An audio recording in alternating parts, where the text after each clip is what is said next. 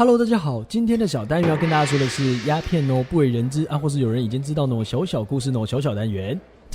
开始咯。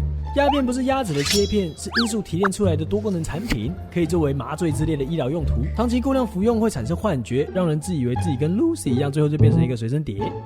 禁止鸦片在日治时期已经慢慢成为国际趋势，包含日本本土也是严格禁止吸食鸦片的。但是对于台湾的这个问题，日本则是叽里呱啦在讨论，到底是要严格禁止、慢慢禁止，还是放任不管呢？而当时还在担任内务省卫生局长的后藤新平以渐进政策获得赏识，也有了可以跟儿玉源太郎手牵手心连心一起来台湾打拼的机会咯。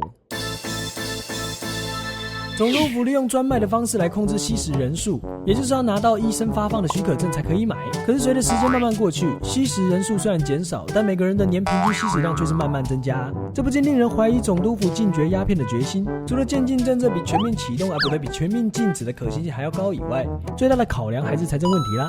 就这么要进不进的，到了1929年，总督府要扩大许可证的发放，这使当时台湾带头的知识分子气到 turn toe in in der， 就这样一状告到国际联盟，说日本好坏坏，政策毒化台湾，读个不停。后来总督府为了阻止这些民间的反弹，还想做点宣传，便请了那个写了台湾通史的连胜文的爸爸的爸爸的爸爸的连横先生。那个林晨，怎样？那个最近要选举，这个好像不能讲。那你可以帮我打个马赛克吗？好。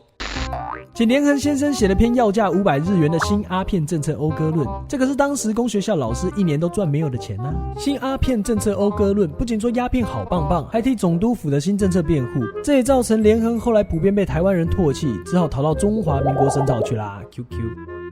说了那么多，鸦片问题总是要解决的。在舆论压力下，已经不缺钱的总督府终于开始好像很认真的以公权力矫正鸦片。其中不能不提一下的就是台湾第一位医学博士，好聪明的杜聪明先生。1930年鸦片矫正所成立，就是由他主持。经过10几年辛苦的矫正过程，鸦片专卖制度终于在1945年结束。隔年最后一位鸦片成瘾者出院，也就终止台湾长达300年的陋习。而杜先生发明独步全球的尿液验毒法，直到今天全世界都还在使用。现在你终于知道为什么吸毒要被抓去验尿了吧？回顾整个小小的故事，我们发现鸦片政策的演变究竟是有它既定目标的追求，亦或是伴随着利益的纠葛，让问题变得非常非常的复杂。或许我们不应该以单纯的吸毒就是好坏坏，抓起来就是好棒棒的角度去思考，而应该考虑会不会政府执行政策时，除了什么是对的之外，也总是有其他的考量呢？最后，如果回到当时的时空背景，你又会怎么处理这个状况呢？今天的小故事就说到这边，拜拜。